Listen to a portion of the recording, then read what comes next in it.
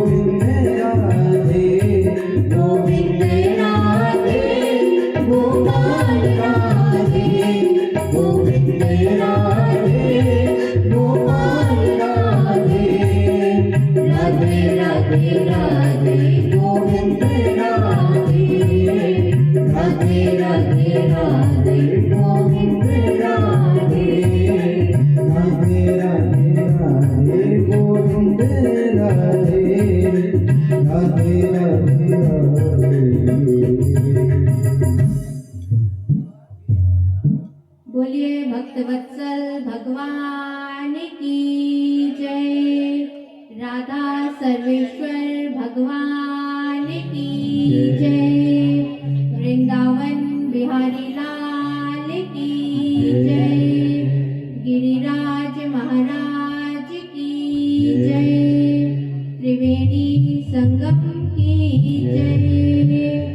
भागवत भगवान की जय। पूज्य सद्गुरुदेव भगवान की जय। जय जय श्री राधेश्याम।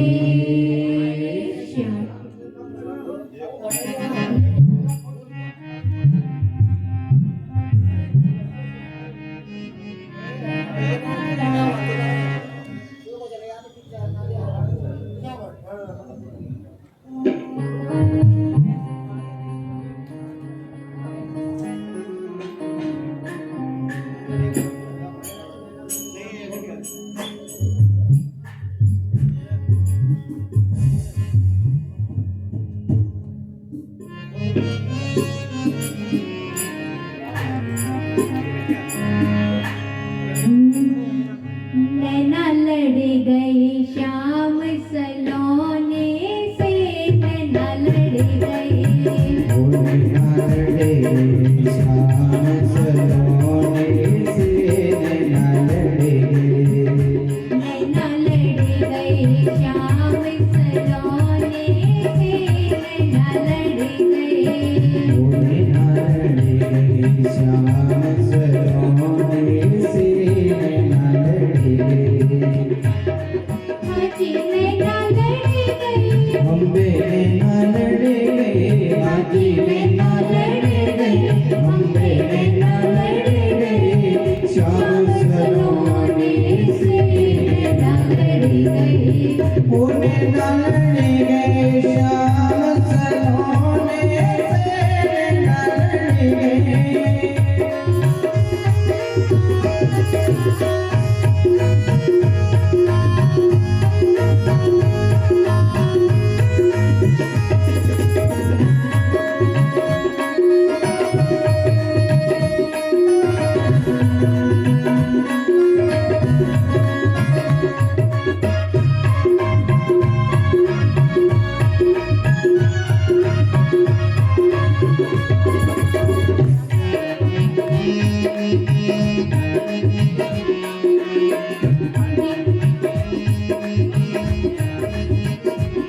दिन नहीं चैन रात नहीं निंदिया।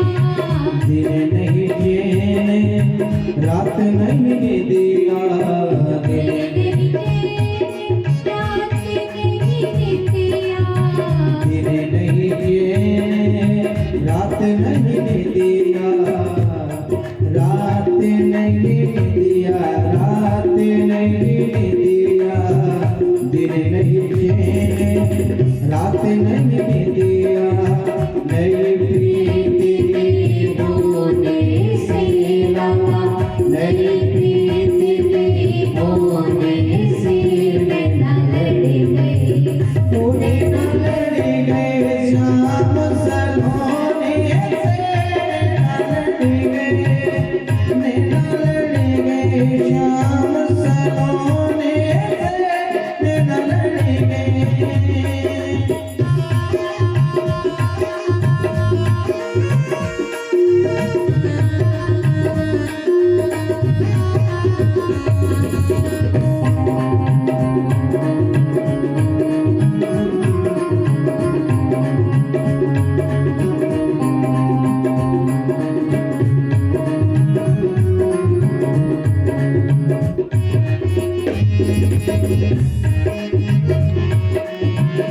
मेरी उनकी प्रीत पुरानी। मेरी उनकी प्रीत पुरानी। मेरी उनकी प्रीत पुरानी।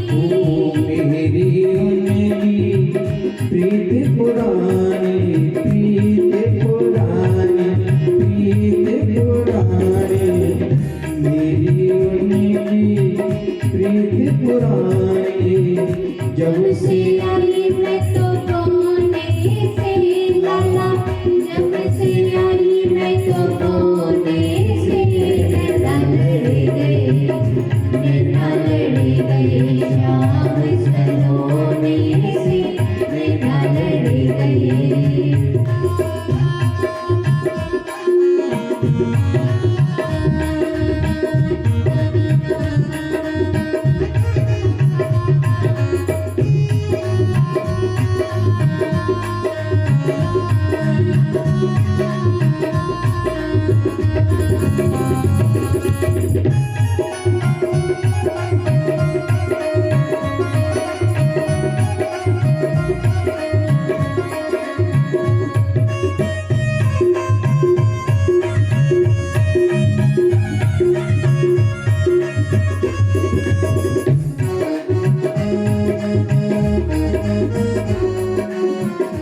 एरिया पे तन मन मारो एरिया पे तन मन वारो एरिया पे तन मन मारो एरिया पे तन मन वारो तन मन वारो तन मन वारो एरिया पे तन मन वारो नंद बाबा के सोने से लाला नंद बाबा के सोने से नैना लड़ गए श्याम सलोने से नैना लड़ गए श्याम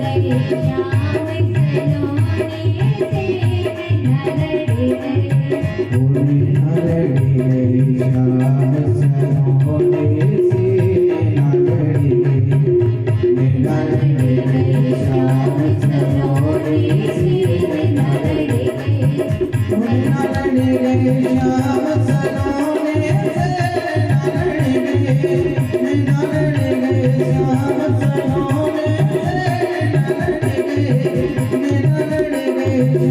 नैना लड़ गए बोलिए भक्तवत्सल भगवान की जय। कल हम लोग कथा में श्रवण कर रहे थे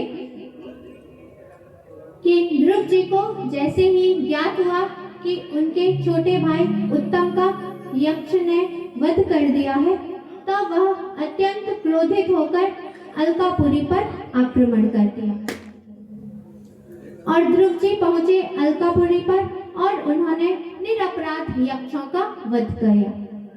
जैसे ही मनु जी ने देखा कि ध्रुव जी तो अत्यंत क्रोध में इन निरपराध यक्षों का वध कर रहे हैं, तब वह ऋषि महर्षियों को लेकर वहां पर उपस्थित हुए। मनु जी ने कहा, बेटा ध्रुव, तुमने यह अधर्म का मार्ग अपना लिया है, अत्यंत क्रोध नहीं करना चाहिए, इससे नरक की प्राप्ति होती है। और फिर मनु जी ने कहा कि जिस प्रकार औषधि के द्वारा रोग को शांत किया जाता है, उसी प्रकार मैंने जो यह तुम्हें उपदेश दिया है, इससे तुम अपने क्रोध को शांत करो। ध्रुव जी का क्रोध शांत हुआ और वहां पर यक्षों के राजा कुबेर वहां पर उपस्थित हुए, प्रकट हुए और उन कुबेर जी ने कहा कि बेटा ध्रुव, ना ही तुमने इन निरपराध यक्षों का वध किया है और ना ही यक्ष ने तुम्हारे भाई उत्तम का वध किया है। यह सब भगवान काल के ही अधीन है। महाभारत में एक प्रसंग आता है, एक गौतमी नाम की ब्राह्मणी थी। उनका छोटा बालक था जिसे एक सांप ने काट लिया था और उसकी मृत्यु हो गई थी। इस घटना को एक व्याध देख रहा था। उसने अपने रस्सी से उस सर्प को पकड़ा और ब्राह्मणी के पास लेकर आया और कहा, ब्राह्मणी, आपके पुत्र को जिसने काटा है, उस अपराधी को मैं आपके सामने ले आया हूँ। अब आप बतलाइए कि मैं इसके टुकड़े टुकड़े कर दूं कि इसे जला दूं। गौतमी ब्राह्मणी थी, उन्होंने कहा कि इस सर्प की मृत्यु से क्या मेरा जो पुत्र मर गया है वह जीवित हो सकता है? नहीं हो सकता है, तो फिर इस निरपराध सर्प को मारने से क्या प्रयोजन? लेकिन व्याध नहीं माना और वह बार बार प्रार्थना करने लगा कि मैं इस सर्प को अवश्य ही मारूंगा। अभी आप शोक में इतनी व्याकुल हो गई हैं कि आप इसके अपराध को नहीं देख रहे हैं, इसीलिए मैं इसे अवश्य ही मारूंगा। और डंडा उठाया और उस सर्प का मारने के लिए तैयार हो गए। और फिर वह सर्प था जो उसने मनुष्य की सी वाणी में भाषा में बोला कि आप मेरा वध मुझे ना मारें, क्योंकि इसमें मेरा कोई भी दोष नहीं है। मैंने तो मृत्यु देव के अधीन होकर इस बालक को डसा है और इसकी मृत्यु हो गई है। इसीलिए यदि इसमें किसी का दोष है तो मृत्यु देव का है। उस समय मृत्यु देव भी वहां पर प्रकट हो गए। मृत्यु देव ने कहा कि इसमें भी मेरा कोई दोष नहीं है, यह सब भगवान काल की प्रेरणा से हो रहा है। मैं तो केवल उन्होंने जो कार्य दिया है उस कार्य को संपादित कर रहा हूँ, मेरा इसमें कोई भी दोष नहीं है। फिर वहां पर भगवान काल उपस्थित हुए और उन्होंने कहा कि इस बालक की मृत्यु में ना तो सर्प का दोष है और ना ही मृत्यु देव का दोष है। जीव अपने कर्मों के अनुसार ही मृत्यु को प्राप्त होता है। यह जो बालक है, इसने अपने पूर्व जन्म में ऐसा कोई पाप किया था जिसके फलस्वरूप इसे अकाल मृत्यु की प्राप्ति हुई है। इसमें किसी का भी दोष नहीं है। जीव पाप और पुण्य का भोक्ता स्वयं अपने कर्मों के द्वारा ही बनता है। फिर कुबेर जी ने कहा, ध्रुव तुम मुझसे कोई वर मांग लो। तब ध्रुव जी ने बड़े ही विनम्र भाव से कुबेर जी से कहा, हरौ स बभ्रे चलितम स्मृतिम यया, कि मुझे भगवान श्री हरि की अविचल भक्ति प्राप्त हो, ऐसा मुझे वर दीजिए। कुबेर जी ने ध्रुव जी को आशीर्वाद दिया और वहां से अंतरित हो गए। ध्रुव जी ने 36,000 वर्षों तक राज्य किया और फिर अपने पुत्र उत्कल को राज्य सौंपकर स्वयं बद्रिकाश्रम में चले गए तप करने के लिए। वहां पर बहुत काल तक उन्होंने तप किया और एक दिन संध्या कर रहे थे। उसी समय उन्होंने देखा कि आकाश से बड़ा ही सुंदर विमान पृथ्वी पर उतर रहा है।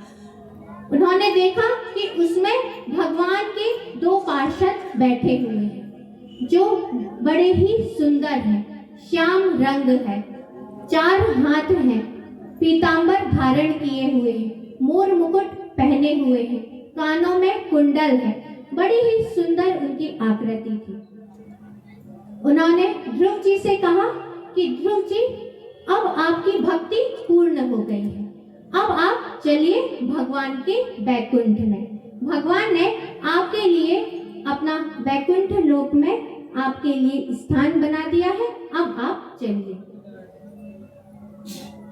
ध्रुव जी ने संध्या वंदन आदि किया और फिर उस विमान में चढ़ने के लिए तैयार हो गए। जैसे ही ध्रुव जी उस विमान पर चढ़ने लगे, वहां पर मृत्यु देव उपस्थित हो गए और मृत्यु देव ने कहा कि इस संसार की यह परंपरा है कि मुझे स्वीकार किए बिना कोई भी इस संसार से नहीं जा सकता है, इसीलिए आप इस परंपरा को कायम रखें और मुझे स्वीकार कीजिए। ध्रुव जी ने मृत्यु के सिर पर अपना पैर रखा और उस विमान पर सवार हो गए। अब विमान चलने को जैसे ही तैयार हुआ, विमान थोड़ा आगे बढ़ा। अब ध्रुव जी को अपनी माता की स्मृति हो आई, अपनी माता की याद आ गई कि जिन माता के कारण मुझे यह अत्यंत दुर्लभ बैकुंठ लोक की प्राप्ति हो रही है, वह माता तो नीचे ही रह गई। मैं अपनी माता के बिना उस लोक में कैसे जा सकता हूँ? इस प्रकार विचार करने लगे। तब और फिर जो पार्षद थे भगवान के, उनसे कहा कि आप इस विमान को रोकिए। भगवान के पार्षदों ने कहा कि क्या बात है, आप क्यों चिंतित हो रहे हैं? तब ध्रुव जी ने कहा कि जिन माता के कारण मुझे उस बैकुंठ लोक की प्राप्ति हो रही है, मेरी माता तो नीचे ही रह गई। बिना माता के मैं बैकुंठ धाम में नहीं जा सकता। भगवान दर्शयामास दुर्देवीं पुरोयायेन गच्छति। आगे आगे एक विमान जा रहा है, आप देख रहे हैं ना, उसमें आपकी माताजी जा रही है। और फिर भगवान के पार्षदों ने कहा, कुलम पवित्रम जननी कृतार्था वसुंधरा भाग्यवती च धन्या स्वर्गा स्थितास्ते पितराश्च धन्या येषां कुले वैष्णव नाम ध्येयम्। जिस कुल में एक वैष्णव जन्म ले लेता है उसकी 21 पीढ़ियां तर जाती हैं। 7 मातृकुल की, 7 पितृकुल की और 7 भार्याकुल की। इसीलिए आप बिल्कुल भी चिंता ना करें। और जिस कुल में एक वैष्णव जन्म ले लेता है उसकी जननी कृत हो जाती है। वसुंधरा अपने आप को सौभाग्यशालिनी मानने लगती है कि मेरे यहाँ एक भगवान के वैष्णव ने जन्म लिया। और स्वर्ग में स्थित जो पितृ हैं वह अपने आप को सनाथ मानने लगते हैं कि हमारे कुल में इस भगवान के वैष्णव ने जन्म लिया, और अब बड़े ही प्रसन्न हो जाते हैं और अपने आप को कृत मानने लगते हैं। जो इस पावन चरित्र का श्रवण करता है उसे भगवान की भक्ति प्राप्त होती है। ध्रुव जी के वंश में आगे चलकर वत्सर हुए, वत्सर के पुष्पारण्य हुए, विष्ट हुए, सर्व तेजा हुए, उल्मुख हुए और उनके पुत्र का नाम था अंग। अंग बड़े ही प्रतापी राजा थे, बड़े ही धार्मिक राजा थे। एक बार उन्होंने अश्वमेध यज्ञ किया और उस यज्ञ में जब आहुति देते थे तब जो ब्राह्मण आदि थे उन्होंने बतलाया राजा अंग को कि आपके द्वारा जो यह आहुति दी जाती है इसे देवता प्रसन्न होकर स्वीकार नहीं कर रहे हैं। इसमें कोई भी वो, और कहा ब्राह्मणों ने कि आपका जो धन है वह पवित्र है और जो यह आहुति डाली जा रही है, जो सामग्री है वह सब पवित्र है। जो हम लोग मंत्र आदि का उच्चारण कर रहे हैं वह सभी कुछ शुद्ध है, लेकिन भगवान आपकी दी हुई आहुति को स्वीकार नहीं कर रहे हैं। तब अंग ने कहा कि इसका क्या कारण है। तब उन्होंने कहा कि आपके यहाँ कोई पुत्र नहीं है, इसीलिए भगवान आपके द्वारा दी हुई आहुति को स्वीकार नहीं कर रहे हैं। फिर राजा अंग ने पुत्रेष्टि यज्ञ करवाया और फिर उनके यहाँ उस अग्नि से भगवान प्रकट हुए, उन्होंने चरु दिया जिससे एक पुत्र का जन्म हुआ। अंग की जो पत्नी थी उनका नाम था सुनीता, वह मृत्यु देव की पुत्री थी। और जो उनका पुत्र हुआ वह बड़ा ही दुष्ट हुआ, क्योंकि वह अपने नाना के कुल में चला गया था। उनका जो बहन का जो स्वभाव था वह अपने नाना के कुल में चला गया था। जो मृत्यु देव है वह अधर्म के वंशज है, इसीलिए बहन बड़ा ही दुष्ट हुआ। राजा अंग ने देखा कि इससे तो अच्छा होता कि पुत्र ही ना होता, क्योंकि और राजा अंग कह रहे हैं कि जिसे पुत्र नहीं है वह इस संसार में बड़ा ही खुश है, क्योंकि उसके ऊपर भगवान श्री हरि की कृपा है।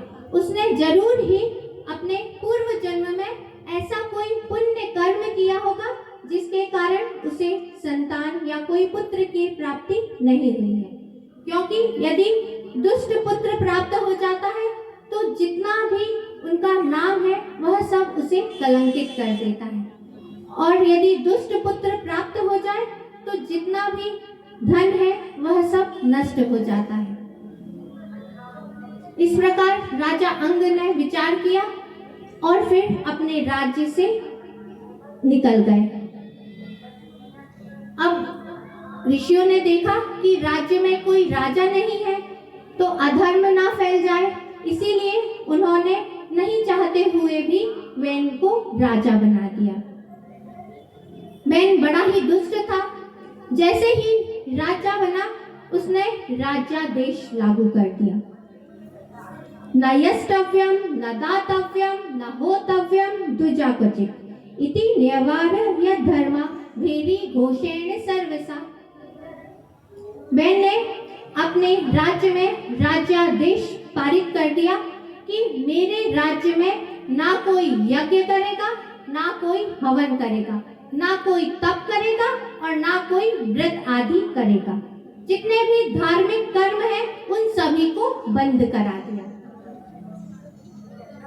और बैन ने कहा कि तुम लोग अपनी प्रजा और ऋषियों से कहा कि तुम लोग बड़े ही मूर्ख हो। जो यह राजा होता है उसी के शरीर में सभी जितने भी वर और शाप देने वाले देवता होते हैं, जैसे विष्णु, इंद्र आदि सभी राजा के शरीर में ही निवास करते हैं। और तुम लोग किस यज्ञ पुरुष की उपासना करते हो? यह तो वैसी ही बात हुई कि जैसे कि कोई उल्टा स्त्री अपने पति को छोड़कर किसी पर पुरुष पर आसक्त हो जाए। इस प्रकार मैंने अपने राज्य में सारे धर्म कर्म बंद करवा दिए। ऋषियों ने देखा कि अब धार्मिक कर्म नहीं होंगे तो अधर्म का राज्य हो जाएगा और यह संसार शीघ्र ही नष्ट हो जाएगा। इसीलिए उन लोगों ने आपस में विचार किया कि अब अधर्म ना फैले, इसीलिए इस बैन को ही हम लोग समाप्त कर देंगे। और सभी ऋषि महर्षियों ने हुंकार भरी, हन्यता मेषा पापा प्रकृति दारुणा जीवन जगत सा वासु कुरुते भस्मताम ध्रुवा। ऋषियों ने हुंकार भरी, मार डालो इस दुष्ट को तुरंत मार डालो। जैसे ही ऋषियों ने हुंकार भरी बैन तुरंत ही मर गया। और जो बैन की माता जी थी सुनीता, उन्होंने अपने मृत पुत्र को औषधि और रसायन में उसके मृत शरीर को सुरक्षित रख लिया। फिर ऋषियों ने देखा कि अब राजा नहीं है तो पुनः अब चोर और डाकुओं का भय हो गया है प्रजा को। इस प्रकार विचार किया और यह भी सोचा कि जो राजा होना चाहिए वह राजा के ही अंश से उत्पन्न होना चाहिए। इस प्रकार सभी ऋषियों ने विचार किया और फिर जो बैन था उसके मृत शरीर का मंथन किया। सबसे पहले उनके पैरों का, जंघाओं का मंथन किया, जिससे एक काला कलूटा पुरुष उत्पन्न हुआ। और उसने हाथ जोड़कर पूछा कि क्या आज्ञा है। ऋषियों ने कहा, निषिद्ध बैठ जाओ। तो वह निषाद कहलाए, क्योंकि उसने जो बैन था उसका पूरा पाप अपने ऊपर ले लिया था। इसीलिए उसका जो शरीर था वह छोटा था, बौना था, छोटे छोटे हाथ थे, बड़े बड़े जबड़े थे और वही निषाद कहलाए। उसने अपने बैन के सारे पाप को अपने ऊपर ले लिया था। इसीलिए वह जो निषाद जाति है वह हिंसक होती है और नगर के बाहर पर्वत आदि में निवास करती है। फिर ऋषियों ने बैन की भुजाओं का मंथन किया और जैसे ही भुजाओं का मंथन किया उसमें से एक स्त्री और पुरुष का जोड़ा उत्पन्न हुआ। सभी ऋषि महर्षियों ने उन्हें प्रणाम किया और कहा, ईशा विष्णुर भगवता कला भुवन पालिनी इयं च लक्ष्मण संभूतिम पुरुषस्यान पायनी। उन्होंने कहा कि यह जो पुरुष उत्पन्न हुए हैं यह साक्षात भगवान विष्णु के अवतार हैं और यह जो स्त्री है यह भगवान की अनपायनी शक्ति है, भगवान से कभी अलग न होने वाली लक्ष्मी जी है। और यह जो पुरुष है यह इस जगत में पृथु के नाम से विख्यात होंगे और यह जो स्त्री है यह अर्ची के नाम से जानी जाएंगी। बोलिए पृथु भगवान की। ऋषियों ने पृथु जी का राज्याभिषेक किया और बंदी जनों ने स्तुति की। बंदी जनों ने कहा कि यह जो राजा पृथु है, यह अपनी प्रजा को पुत्र के समान इनका पालन पोषण करेंगे और अपनी पत्नी के अतिरिक्त दूसरी स्त्रियों को माता के समान आदर करेंगे। इस प्रकार बंदीजनों ने स्तुति की और फिर प्रजाजन आए पृथु जी के सामने और पृथु जी से हाथ जोड़कर प्रार्थना करने लगे। पृथु जी ने देखा कि हमारी प्रजा तो अन्न न मिलने के कारण इनका जो शरीर है वह सूखकर कांटा हो गया है। प्रजा ने कहा कि पृथु जी, अब आप हमारे लिए, हम क्षुधा पीड़ितों के लिए अन्न की व्यवस्था करें। कहीं ऐसा ना हो कि अन्न मिलने से पहले ही हमारे प्राण निकल जाएं। पृथु जी को ज्ञात हुआ कि पृथ्वी ने जितना भी अन्य औषधियां हैं वह अपने अंदर छिपा ली और पृथु जी को बड़ा ही क्रोध आया और उन्होंने धनुष बाण उठा लिया और पृथ्वी को मारने के लिए तैयार हो गए। पृथ्वी डरकर गौ का रूप बनाकर भागने लगे। तब पृथु जी ने कहा, वसुदेव त्वां वदिष्यामि मच्चासन परांगमुखे। पृथु जी ने कहा, वसुदेव, मैं तुम्हारा वध करूंगा, क्योंकि तुम देवताओं के समान यज्ञ में भाग तो लेती हो, लेकिन उसके बदले में प्रजा को अन्न औषधि नहीं देती।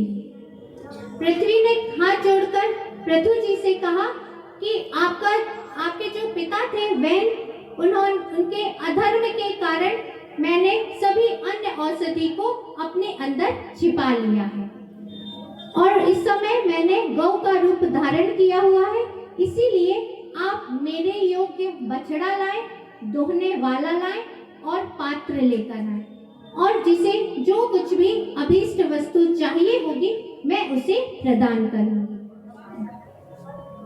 तब पृथु जी ने सबसे पहले मनु जी को बछड़ा बनाया और हथेली रूपी पात्र में धान्य का दोहन किया। फिर ऋषियों ने बृहस्पति जी को बछड़ा बनाया और इंद्रिय रूपी पात्र में वेदों का दोहन किया। देवताओं ने इंद्र को बछड़ा बनाया और स्वर्ण पात्र में अमृत का दोहन किया। गंधर्वों ने विश्वावसु को वत्स बनाया और कमल रूपी पात्र में संगीत और सौंदर्य का दोहन किया। असुरों ने प्रहलाद जी को बछड़ा बनाया, लोह रूपी पात्र में मदिरा का दोहन किया। सिद्धों ने कपिल जी को बछड़ा बनाया और आकाश रूपी पात्र में सिद्धियों का दोहन किया। मायावियों ने मैदाना को वत्स बनाया और आकाश रूपी पात्र में मायावी सिद्धियों का दोहन किया। भूत प्रेत ने रुद्र को वत्स बनाया और कपाल रूपी पात्र में रुधिर का दोहन किया। सर्पों ने तक्षक को वत्स बनाया और मुख रूपी पात्र में विष का दोहन किया।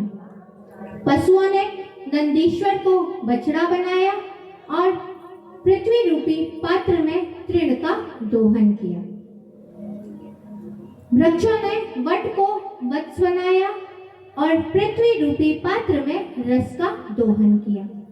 पर्वतों ने हिमालय को वत्स बनाया और शिखर रूपी पात्र में धातुओं का दोहन किया।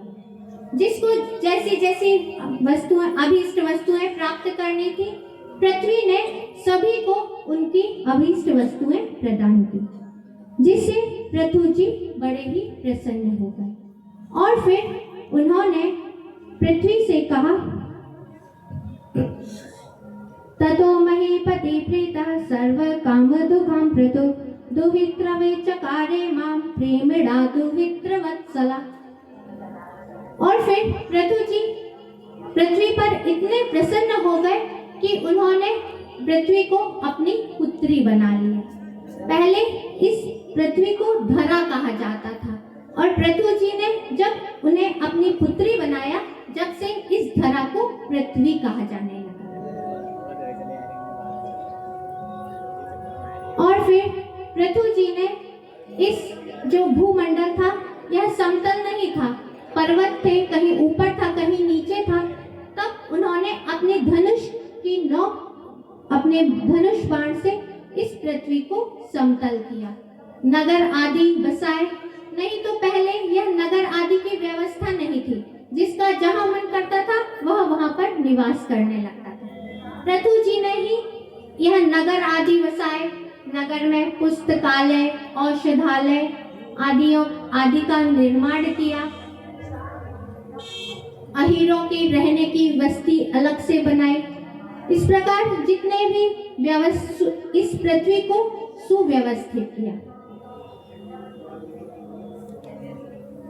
फिर पृथु जी ने 100 अश्वमेध यज्ञ की दीक्षा ली। 99 यज्ञ पूर्ण हो गए थे।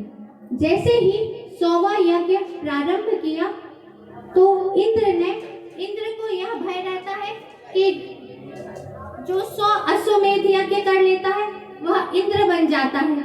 इसीलिए इंद्र ने पृथु जी के अश्वमेध को पूर्ण नहीं करने के लिए उनके यज्ञ में विघ्न डाला और जो अश्वमेध यज्ञ का घोड़ा था उसे चुरा लिया। पृथु जी को ज्ञात हुआ कि अश्वमेध का यज्ञ का जो घोड़ा है वह इंद्र ने चुरा लिया है और इंद्र ने छिपने के लिए पाखंड वेश धारण कर लिया था। पृथु जी को बड़ा ही क्रोध आया और पृथु जी क्रोधित होकर अपने धनुष को उठाकर इंद्र को मारने के लिए तैयार हो गए। तब ऋषियों ने कहा कि राजन, अभी आप यज्ञ में दीक्षित हैं और जब यज्ञ में दीक्षित रहते हैं तब क्रोध नहीं करना चाहिए, नहीं तो जो यज्ञ है, अनुष्ठान है, उसे पूर्ण नहीं माना जाता है। इसीलिए आप क्रोध ना करें। अभी हम मंत्रों के बल पर उस इंद्र को यहीं पर बुला लेते हैं और उसे अग्नि कुंड में उसकी आहुति दे देते हैं। अब जैसे ही ऋषियों ने मंत्रोच्चारण प्रारंभ किया, वहां पर भगवान प्रकट हो गए और भगवान ने कहा कि राजा पृथु, आप यह यज्ञ बंद कर दीजिए। पृथु जी ने उस यज्ञ को बंद कर दिया और फिर पृथु जी से भगवान ने कहा कि कुछ आप हमसे वर मांग लीजिए। तब पृथु जी ने भगवान से हाथ जोड़कर वर मांगा। ना काम ये ना त्वहत्पतम क्वचिन ना यत्र युष्मत् चरणाम्बुजास्वा महंतर हृदयान्मुखच्चितो विधस्तो कर्णायुत में समीप तेवरा। पृथु जी ने कहा कि भगवान, मुझे 10,000 कान दे दीजिए। मुझे मोक्ष नहीं चाहिए, मुझे क्या चाहिए? 10,000 कान दे दीजिए, जिससे मैं अतृप्त होकर आपकी कथा का श्रवण करूं। तब भगवान प्रसन्न हुए और भगवान ने उन्हें 10,000 कान प्रदान कर दिए और फिर भगवान वहां से चले गए। तभी राजा पृथु एक बार बैठे हुए थे, तब उनके पास में सनकादि ऋषि आए। पृथु जी ने उनसे हाथ जोड़कर प्रार्थना की कि आप मुझे यह बतलाइए कि इस संसार में मुक्ति कैसे प्राप्त हो सकती है। तब सनकादि ऋषियों ने कहा, असंग आत्मा व्यतिरिक्त आत्मनि दृढ़ा रतिर ब्रह्मणि निर्गुणे जया। सनकादिकों ने कहा कि असंग आत्मा से प्रेम हो जाए और इस संसार से वैराग्य हो जाए, भगवान से प्रेम हो जाए और इस संसार से वैराग्य हो जाए, यही मुक्ति का यही इसी से मुक्ति प्राप्त हो सकती है। फिर पृथु जी ने सनकादिकों से कहा कि अब आपने जो यह मुझे आत्म तत्व का उपदेश दिया है, इसके बदले में मैं आपको क्या दे सकता हूँ। और फिर पृथु जी ने कहा, प्राणादार सुता ब्रह्मन् गृहाश्चन परीक्षदा राज्यं बलिं महीं कोशम इति सर्वं निवेदितम्। अब राजा पृथु ने कहा कि दारा प्राणा, मेरे जो यह प्राण है, जो जीव को सबसे ज्यादा प्रिय होता है, अपने प्राण, वह मैं आपको समर्पित करता हूँ। दारा, मेरी जो पत्नी है वह मैं आपको समर्पित करता हूँ। जो मेरा पुत्र है उसे भी मैं आपको समर्पित करता हूँ। जितना भी मेरा राज्य है, जितना भी कोष है, जितने भी सैनिक हैं, उन सभी को मैं आपको समर्पित करता हूँ। सनकादिकों ने कहा कि हम इस आपके राज्य का, आपके वैभव का, धन का क्या करेंगे। अब आप हमारा राज्य समझकर अपनी प्रजा का पालन करें। और सनकादिक वहां से चले गए। पृथु जी ने अपने पुत्र विजिताश्व को राजा बनाया और फिर स्वयं भगवान की भक्ति करते हुए स्वधाम में गए और अर्ची जी भी उनके साथ सती हो गई। जो इस पावन चरित्र का श्रवण करता है उसे धन की प्राप्ति होती है, यश की प्राप्ति होती है और आयु की प्राप्ति होती है। बोलिए भक्तवत्सल भगवान की जय। पूज्य सद्गुरुदेव भगवान की जय। जय जय श्री राधे।